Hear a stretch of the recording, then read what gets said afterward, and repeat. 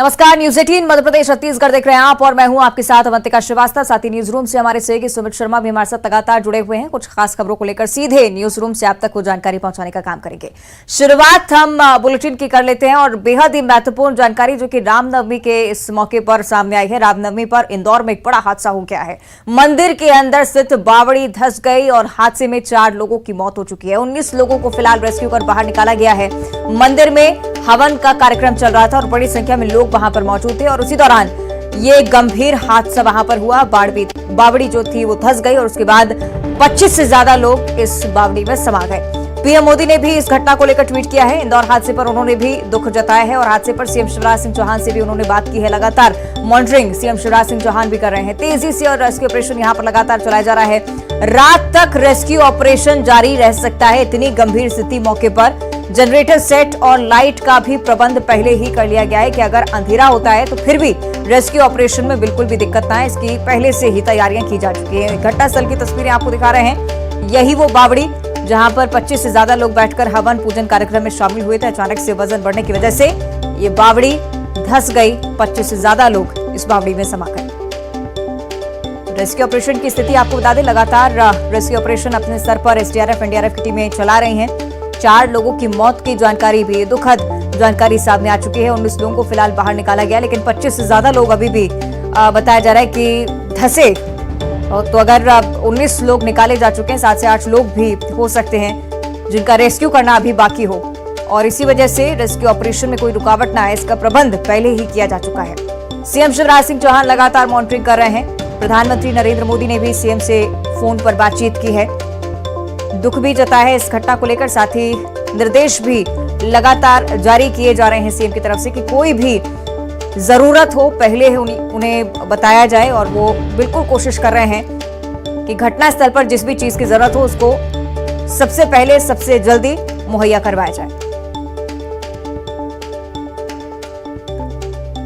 हमारे सहयोगी विकास सिंह चौहान जो कि लगातार घटनास्थल का जायजा ले रहे हैं, हमें लगातार मौके से स्थिति समझा रहे हैं। सहयोगी हमारे साथ जुड़ रहे हैं। विकास, क्या कुछ स्थिति है फिलहाल जो क्योंकि अपडेट्स हाथ लगा है उसके अकॉर्डिंग यही कि 4 लोगों की मौत हो चुकी है, साथ ही 19 लोगों को निकाला गया है। कोई अपडेट इस आंकड़े में?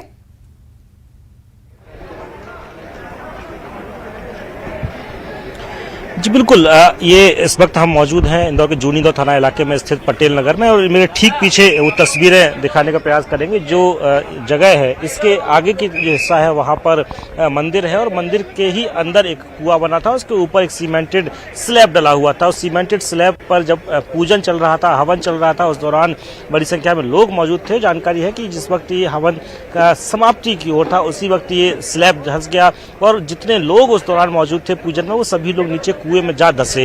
इसके बाद से ही राहत एवं बचाव के कार्य जारी है। लगभग 11:30 बजे के आसपास में ये हादसा हुआ था और उसके बाद से राहत एवं बचाव के कार्य लगातार जारी। 19 लोगों को रेस्क्यू करके बाहर निकाला गया है। उसके साथ ही यहाँ पर जो है वो 4 शव अब तक बरामद हुए। 19 लोगों को यहाँ से रेस्क्यू करके भेजा गया है। बहरहाल अब लगातार राहत एवं बचाव के जो कार्य है वो अब जारी है, लेकिन ये एक संकेत जरूर मिल रहे हैं कि मेरे ठीक इस तरफ देखेंगे आप, जनरेटर सेट को लाया गया है और इलेक्ट्रिसिटी करंट और बिजली की जो लाइटें हैं वो लाइट लगाई जा रही है। तो ये बताने के लिए पर्याप्त हो जाता है कि जो राहत एवं बचाव का कार्य है, रेस्क्यू जो ऑपरेशन है वो रात तक या देर रात तक जारी रह सकता है। इसलिए बिजली के इंतजाम कर लिए जा रहे हैं। तो ये बताने के लिए पर्याप्त हो जाता है अवंतिका की ये हादसा कितना बड़ा था। लगभग 11:30 बजे के आसपास ये हादसा हुआ था और उसके बाद से ही राहत एवं बचाव के जो कार्य है वो लगातार जारी है। ये मशीनरी भी कुछ बुलाई गई थी, कुछ क्रेन मशीन बुलाई गई थी इस वजह से कि यदि आवश्यकता हुई तो इनका इस्तेमाल किया जाएगा और अंदर फंसे हुए जो लोग हैं उन्हें सुरक्षित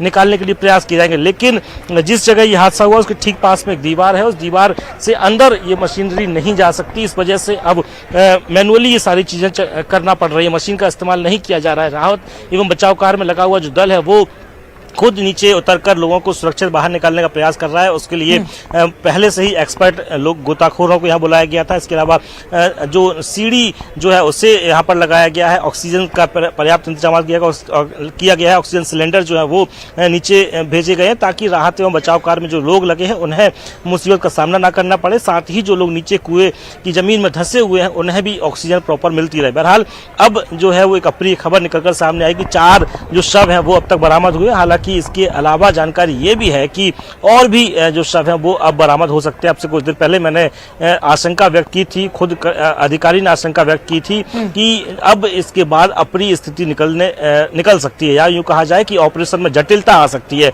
और अब अप्रिय खबरें आना शुरू हुई। 19 लोगों को निकाला गया है, रेस्क्यू किया गया है। वहीं कुछ ऐसे भी लोग हैं जिन्हें मामूली चोट है, बल्कि कुछ लोग ज्यादा जख्मी, उन सभी को निजी अस्पताल में भर्ती कराया गया है। वहीं जो अब 4 शव है उन सभी को अस्पताल भेजा गया, एम्बा अस्पताल भेजा गया, जहां उनके शव के पोस्टमार्टम होंगे। और जिसमें जानकारी है कि 3 संभवतः महिलाओं के शव पहुंचे हैं और 1 पुरुष का शव पहुंचा। ये अब तक अनाधिकृत है, लेकिन फोर्स जो है वो सभी जगह तैनात किया गया है। भोपाल से भी राहत एवं बचाव के लिए जो दल है उसे इंदौर भेजा गया है। खुद मुख्यमंत्री शिवराज सिंह चौहान पूरे रेस्क्यू ऑपरेशन की मॉनिटरिंग कर रहे हैं। अफसर जो है वो सभी यहाँ मौजूद हैं और अब ऐसे इंतजाम किए जा रहे हैं जिससे प्रतीत होता है कि रात में भी राहत एवं जो बचाव कार्य है, रेस्क्यू जो ऑपरेशन है वो जारी रह सकता है। अवंतिका, विकास, क्या परेशानी रेस्क्यू ऑपरेशन में मिल रही है? क्योंकि ये माना जा रहा है, जिस तरह से आप भी जिक्र करें, कि रात तक रेस्क्यू ऑपरेशन चल सकता है, क्या कोई बड़ी वजह इसके पीछे?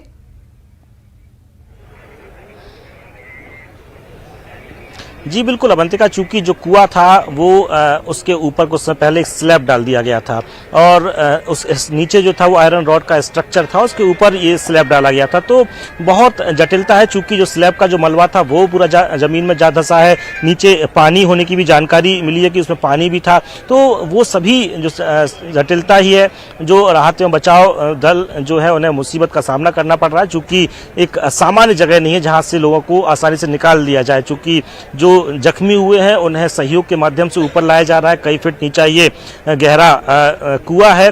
तो बहुत सारी ऐसी मुसीबतें हैं, चूंकि जिस जगह ये हादसा हुआ है उसके आसपास के हिस्से को भी खाली कराया गया है, ताकि कहीं ऐसा ना हो कि सहयोग ना मिलने के कारण वो हिस्सा भी धंस जाए। तो बहुत ही इस तरह की कई जटिलताएं हैं, इसी वजह से मुसीबत का सामना टीम को करना पड़ रहा है। लेकिन मशक्कत के साथ ये सभी जो घायल हैं, जो फंसे हुए हैं, उन सभी को निकाला जा रहा है। 11 साढ़े 11 बजे के आसपास ये हादसा हुआ था और अभी लगभग 4 बज रहे हैं। तो इतना वक्त बीत जाने के बाद अब भी ये रेस्क्यू ऑपरेशन आगे आने वाले वक्त में जारी रहने वाला है। अवंतिका, विकास, लगातार आप नजरें बनाए रखिएगा, क्योंकि लगातार हम भी चाहते हैं कि सभी को सुरक्षित बाहर निकाल लिया जाए। आप बने रहिएगा हमारे साथ। और ये सीधी तस्वीरें आपको हम दिखा रहे हैं, लगातार हमारे सहयोगी भी रिपोर्ट कर रहे हैं घटनास्थल से, और इस बारे में अभी तक जानकारी सामने आई है कि 7 से 8 लोग और फंसे हो सकते हैं और उनको निकालने के लिए रेस्क्यू ऑपरेशन हर स्तर पर, हर प्रशासन की तरफ से भी कोशिश की जा रही है। साथ ही सीएम शिवराज सिंह चौहान भी मॉनिटरिंग कर रहे हैं।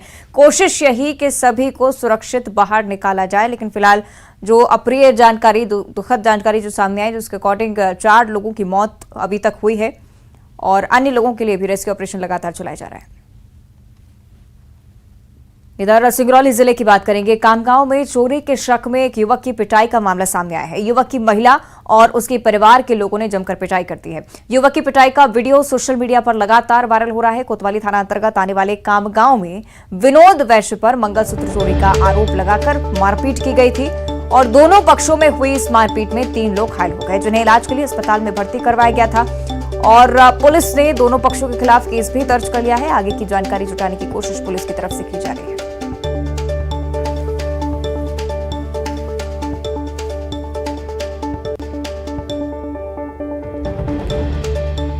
आपको बता दें कि सिंगरौली का ये पूरा मामला है। ये देखिए मारपीट की तस्वीरें, यही वीडियो जो कि सोशल मीडिया पर लगातार अब वायरल हो रहा है। चोरी के शक में युवक से मारपीट की गई। मंगलसूत्र चोरी का शक इस युवक पर था। महिला ने पिटाई की, साथ ही साथ परिवार वाले भी इस दौरान मौजूद थे। उनकी तरफ से भी बेरहमी से मारपीट इस युवक के साथ हुई है। दोनों पक्षों के 3 लोग इस पूरी घटना में घायल हुए हैं। पुलिस तफ्तीश में जुटी हुई है। ये कल 29 तारीख की घटना है। वहाँ वैश्य समाज के एक व्यक्ति विनोद वैश्य और दूसरा पक्ष साकेत समाज का है। इन दोनों पक्षों के बीच में आपस में मारपीट हुई थी और दोनों पक्षों को सामान्य चोटें आई थीं। तो दोनों पक्षों की रिपोर्ट के आधार पर विहित धाराओं में प्रकरण दर्ज किया गया और पुलिस गंभीरता से दोनों प्रकरणों की जांच कर रही है। तो पुलिस की तरफ से कहा जा रहा है कि प्रकरण की जांच लगातार की जा रही है, लेकिन मुख्य वजह जो इस पूरी घटना के पीछे से सामने आई है, बताया यही जा रहा है कि चोरी के शक में इस युवक से मारपीट की गई। लेकिन हो सकता है कि दोनों पक्षों के बीच पहले कोई विवाद रहा हो। इस एंगल से भी पुलिस लगातार इस घटना की जांच में जुटी हुई है। चोरी के शक में युवक से मारपीट की गई। दोनों पक्षों के 3 लोग कुल मिलाकर घायल हुए हैं और पिटाई का ये वीडियो जो आपको हम लगातार दिखा रहे हैं वो सोशल मीडिया पर वायरल होता जा रहा है। जो लोग घायल हुए हैं फौरन उन्हें अस्पताल ले जाया गया। चोरी के शक में युवक से बेरहमी से मारपीट की गई। आगे बढ़ते बात करेंगे उज्जैन की, जहां ट्रेन का इंतजार कर रहे 4 यात्रियों से लूटपाट हुई है। फरियादियों ने जीआरपी में शिकायत दर्ज करवाई है। 3 जवानों के खिलाफ एफआईआर दर्ज हो चुकी है। मदरसे का चंदा इकट्ठा करने के लिए सभी निकले हुए थे और उसी दौरान लूट की वारदात को अंजाम दिया है। उज्जैन की घटना, 4 यात्रियों से लूट हुई है। 3 जवानों के खिलाफ एफआईआर दर्ज हो चुकी है। जीआरपी पुलिस आगे की कार्रवाई कर रही है। सीसीटीवी कैमरे भी खंगालने की कोशिश निश्चित तौर पर हो रही होगी, क्योंकि ट्रेन का इंतजार ये चारों यात्री कर रहे थे और उसी दौरान लूटपाट चारों के साथ।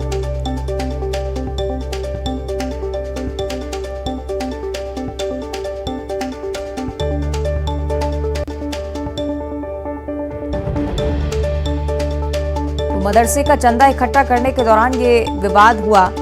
फिलहाल प्राथमिक तौर पर यही जानकारी सामने आई है, लेकिन जीआरपी से शिकायत की गई है और शिकायत के आधार पर पुलिस लगातार मामले की जांच कर रही है। ट्रेन का इंतजार कर रहे थे चारों यात्री और उसके बाद लूट की वारदात को अंजाम दिया गया। तस्वीरें आपको दिखा रहे हैं। 3 जवानों के खिलाफ फिलहाल एफआईआर दर्ज हुई है। मदरसे का चंदा इकट्ठा करने के लिए सभी निकले थे। वहाँ से निकले 30 तारीख के हमारी गाड़ी थी, तो 30 तारीख भोपाल जाने वाले थे, तो गाड़ी भी लग गई। गाड़ी लगने के बाद 3 जीआरपीएफ आए। आने के बाद हम उठ गए थे। उससे वो बोला जो आपका बैग से सर्च करेंगे, तो हमने सोचा ये कानून के रखवाले हैं, ये हमारे इनका भरोसा है। तो बस हमने बैग खोल दिया। ताला जब खोला वो अपने तरफ से सब कुछ ये कर लिया, जब्त कर लिया। भले तुम्हारे रसीद, तुम्हारे कागजात, तुम्हारा रुपये सब कुछ ले लिया। अब वो बोला जी तुम में से कोई एक आदमी बात करो, तो हमने मशवरा कर लिया जो एक आदमी बात करो। तो वह बोला जी 4000 रुपये रिश्वत दे दो, तुम्हें केस देके छोड़ दें। हमने बोला रुपये देने नहीं है, क्योंकि यहाँ के जिम्मेदार हजरात जो है उनको हमने फ़ोन लगाया, तो फ़ौरन 5 मिनट के अंदर वो सब आए। तो हमने यहाँ पे थाना में दर्ज कराया। क्या आश्वासन मिला है? कार्रवाई हुई है? कार्रवाई हुई, जो 3 कांस्टेबल को सस्पेंड किया गया। ये मदरसों के कुछ पैसे चंदा करते हैं, तो इनने बताया आके कि चलिए अब बात करेंगे रामनवमी पर हो रहे प्रदेश में अलग अलग जगहों पर कार्यक्रमों की।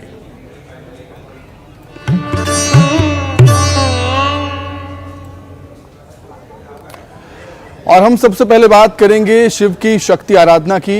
भोपाल में सीएम हाउस में रामनवमी के मौके पर कन्या भोजन का आयोजन किया गया। सीएम शिवराज सिंह चौहान ने कन्याओं का पूजन किया, उसके बाद कन्याओं को भोजन भी कराया और इस दौरान उनकी धर्मपत्नी साधना सिंह भी मौजूद थी। दोनों ने कन्याओं को भोजन परोसा है और हर साल की तरह इस साल भी नवमी पर, नवरात्र के आखिरी दिन नवमी पर कन्या भोज का आयोजन सीएम हाउस में होता है। वैसा ही इस साल भी देखने को मिला।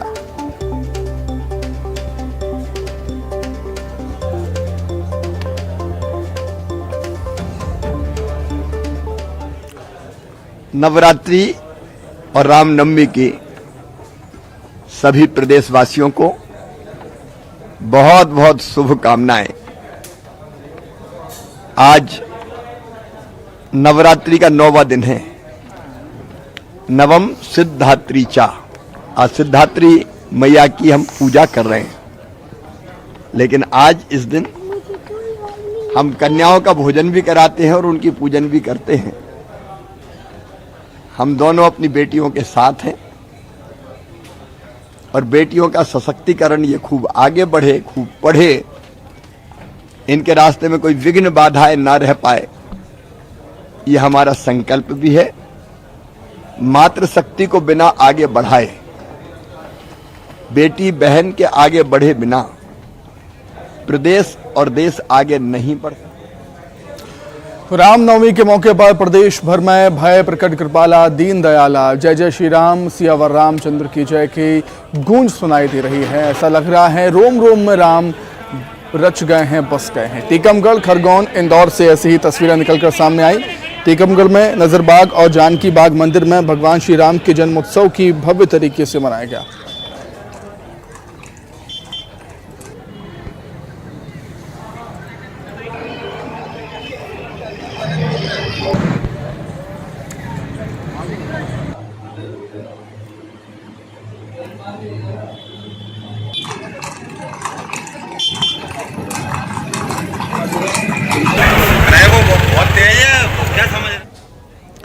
वहीं सतना में भी रामनवमी के मौके पर भव्य कार्यक्रम आयोजित किए गए हैं। छठा ऐसी थी मानो रोम रोम में राम बस गए हों, जय जय श्री राम की गूंज हमें वहां पर सुनाई थी।